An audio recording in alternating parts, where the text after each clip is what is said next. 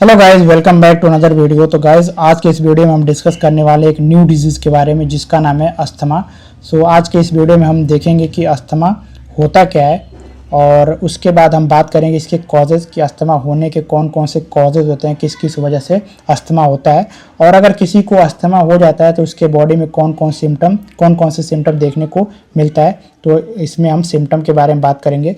फिर उसके बाद हम बात करेंगे अगर हमें अस्थमा को डायग्नोस करना है, मतलब कौन कौन से टेस्ट कराकर हम अस्थमा को डायग्नोस कर सकते हैं, उसके बारे में बात करेंगे।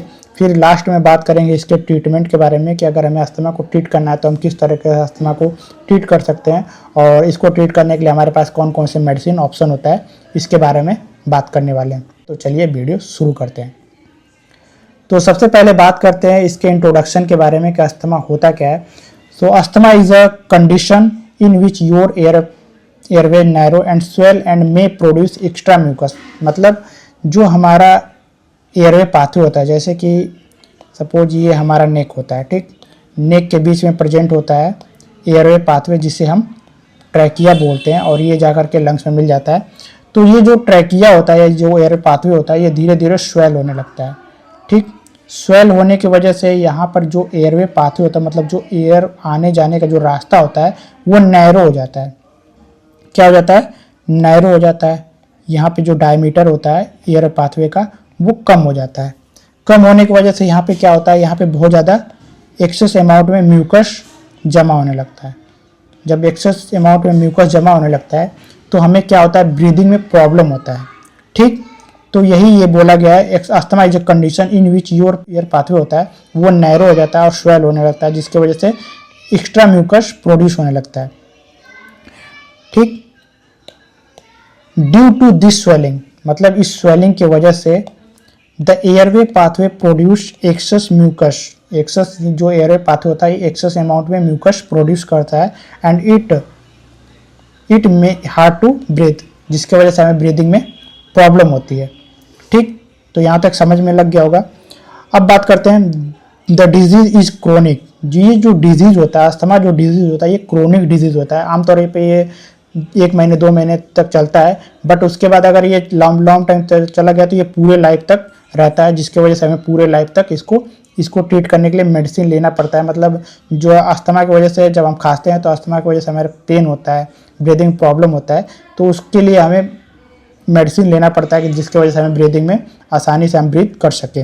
And it interfere with daily working, जिसकी वजह से हमारे लाइफ में ये पूरे लाइफ हमें इंटरफेयर करता है, ब्रीदिंग में प्रॉब्लम होता है, ठीक, पूरे लाइफ, ठीक। अब बात करते हैं इसके कॉजेज़ के बारे में कि अस्थमा होने के कौन कौन से कॉजेज़ होते हैं। तो सबसे पहले कॉजेज़ तो देखो यार, किसी को अगर अस्थमा हुआ होता है तो अगर वो कहीं पॉलन, जैसे पॉलन होता है, ये जो हमारे प्लांट से पॉलन निकलता है, ये क्या करता है, अगर किसी को अस्थमा होता है तो वो ट्रिगर कर देता है।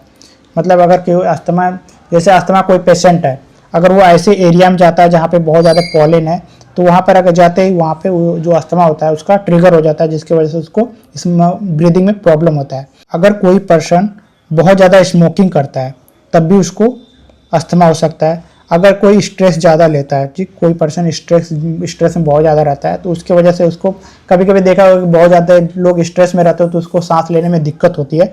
तो वही बोला जाएगा, अगर स्ट्रेस कंडीशन में, अगर बहुत ज़्यादा कभी कभी स्ट्रेस कंडीशन मतलब जैसे बहुत ज़्यादा खुशी में भी लोगों को सांस लेने में दिक्कत होता है, कभी कभी बहुत ज़्यादा रोने की वजह से भी स्ट्रेस में चले जाते हैं तो उसकी वजह से भी सांस लेने में दिक्कत होती है, ठीक।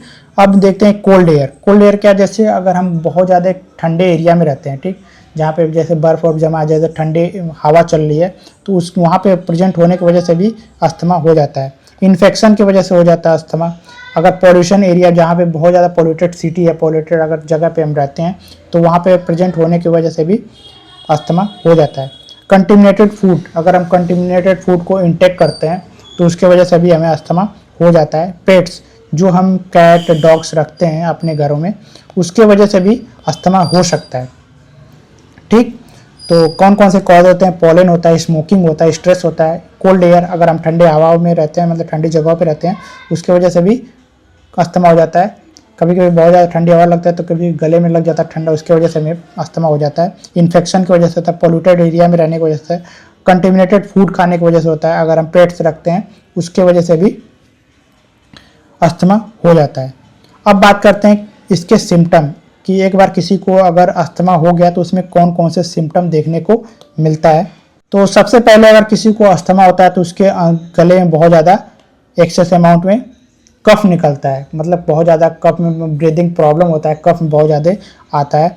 चेस्ट टाइटनेस, चेस्ट में बहुत टाइट टाइट फील होगा, मतलब चेस्ट में बहुत ज़्यादा पेन होगा, ठीक, चेस्ट में पेन होगा, ठीक। ट्रैकीकार्डिया, ट्रैकीकार्डिया का मतलब इरेगुलर हार्ट बीट होने लगेगा, इरेगुलर हार्ट बीट होने लगेगा, ठीक। जब अगर किसी को अस्थमा होता है तो इरेगुलर हार्ट बीट होने लगता है। शॉर्टनेस ऑफ ब्रीदिंग, ब्रीदिंग में प्रॉब्लम होता है। डिफिकल्टी ऑफ ब्रीदिंग, ब्रीदिंग में प्रॉब्लम होता है, वही बात, ठीक, मतलब पूरी तरह सांस नहीं ले पाते, यहाँ पे डिफिकल्टी मतलब प्रॉब्लम होता है, ठीक। अब बात करते हैं इसके डायग्नोसिस के बारे में कि अगर हमें अस्थमा को डायग्नोस करना है तो हम कौन कौन से टेस्ट करा सकते हैं। तो पहला टेस्ट होता है आईजीई टेस्ट। आईजीई टेस्ट में क्या करते हैं, जो इम्यूनोग्लोबुलिन होता है टेस्ट कराते हैं, इसमें इम्यूनोग्लोबुलिन टेस्ट कराते हैं, जिसमें हम ब्लड के एंटीबॉडी को देखते हैं कि हमारा ब्लड में कौन कितने बॉडी एंटीबॉडी प्रेजेंट है।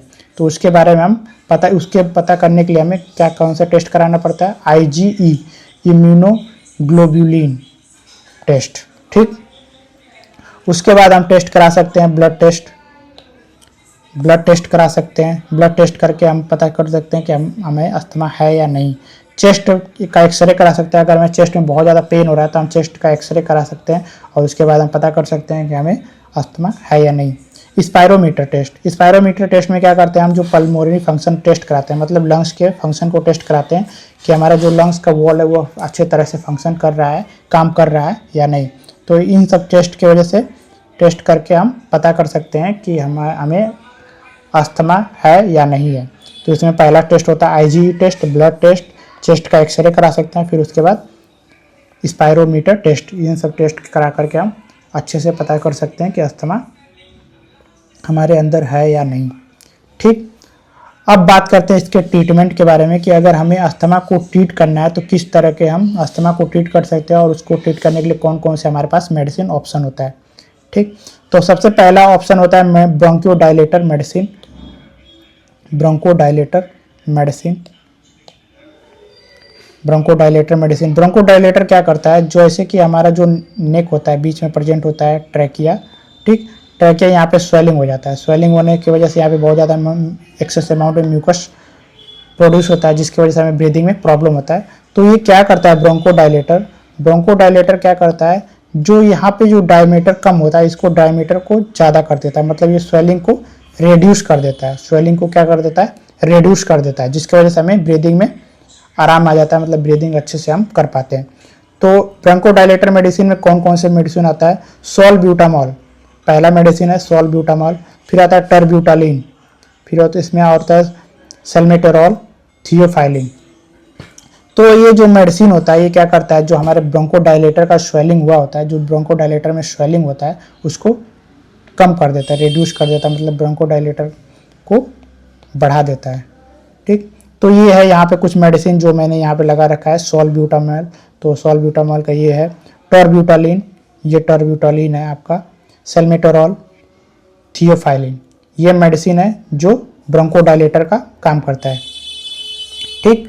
अब बात करते हैं कॉर्टिकोस्टेरॉइड। कॉर्टिकोस्टेरॉइड क्या करता है, जो हमारे चेस्ट में पेन होता है, चेस्ट में पेन होता है, टैकीकार्डिया जिसकी वजह से इरेगुलर हार्ट बीट होता है, तो इसको ये कंट्रोल करता है कॉर्टिकोस्टेरॉइड। तो इसमें आता है ब्यूटासोनाइड, ये है ब्यूटासोनाइड, फिर आता है फ्लूटिकासोन, ठीक, फ्लूटिकासोन, ये आपका बेक्लोमेथासोन, बेक्लोमेथासोन। तो ये तीन मेडिसिन है जो कि आपके कॉर्टिकोस्टेरॉइड मेडिसिन होता है, जो कि हमारे चेस्ट पेन को कम करता है और अगर हमारे हार्ट में भी पेन होता है तो इसको भी कंट्रोल करता है। फिर उसके बाद आपका आता है ल्यूकोट्रिन एंटागोनिस्ट। ल्यूकोट्रिन, इसमें दो मेडिसिन आता है, मोंटेल्यूकास्ट, जेफिरल्यूकास्ट। तो ये है आपका मोंटेल्यूकास्ट, ये है आपका जेफिरल्यूकास्ट। अब बात करते हैं कि एक लास्ट मेडिसिन होता है 5 लाइपोऑक्सीजनेज इनहिबिटर, जिसमें आता है जाइल्यूटॉन टैबलेट। तो ये आपका मेडिसिन है जिसकी वजह से हम अस्थमा को कुछ हद तक क्योर करके रख सकते हैं लॉन्ग टाइम तक। इसमें आपका देखिए यहाँ पर एक मैं आपको चीज़ दिखाता हूँ, ये जो बेक्लोमेथासोन है ये इनहेलर का काम करता है। जैसे कि बहुत लोगों पेशेंट को आप देखे होंगे कि वो अपने पर्स में इन्हेलर को कैरी करते हैं, जैसे उनको सांस में लेने में दिक्कत होता है तो ये इन्हेलर को लेते हैं, और यहाँ पे एक्चुएटर होता है, जैसे ही इसको प्रेस करते हैं तो यहाँ पर वो मेडिसिन उनके माउथ में चला जाता है। जैसे यहाँ पर मैं आपको कुछ डायग्राम बना कर दिखाता हूँ। सपोज ये कोई पर्सन है, ठीक, तो यहाँ पर वो क्या करता है, इसको इन्हेलर को मुंह माउथ में लेता है और उसके बाद यहाँ पर एक्चुएटर को प्रेस करता है, जिसके वजह से जो मेडिसिन होता है वो पहुँच जाता है, मुंह के अंदर पहुँच जाता है, जिसके वजह से उसको सांस लेने में जो प्रॉब्लम होती है उसको कंट्रोल कर देता है।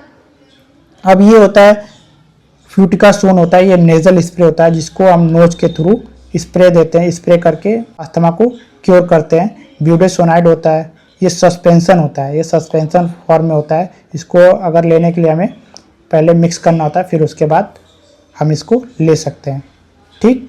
तो ये कुछ मेडिसिन है जिसको लेकर के हम अस्थमा को कुछ हद तक ट्रीट कर सकते हैं। बाकी ये तो क्रोनिक डिजीज़ होता है, जिसके वजह से हमें पूरे लॉन्ग टाइम तक इस मेडिसिन को लेना पड़ता है, पूरे लाइफ लेना पड़ता है, ठीक। तो आई होप आपको ये वीडियो समझ में आई होगी। अगर वीडियो पसंद आई तो प्लीज़ वीडियो को लाइक कर दीजिए, और अगर आप चैनल पर नए तो प्लीज़ चैनल को सब्सक्राइब कर लीजिए, और आप नीचे कमेंट करके बताइए कि आपको नेक्स्ट वीडियो में किस डिजीज़ के बारे में जानना है और उसके कौन कौन से ट्रीटमेंट होता है, इन सब चीज़ों के बारे में जानना है तो कमेंट करके आप पूछ सकते हैं। तो चलिए मिलते हैं आपसे नेक्स्ट वीडियो में, तब तक के लिए बाय एंड टेक केयर।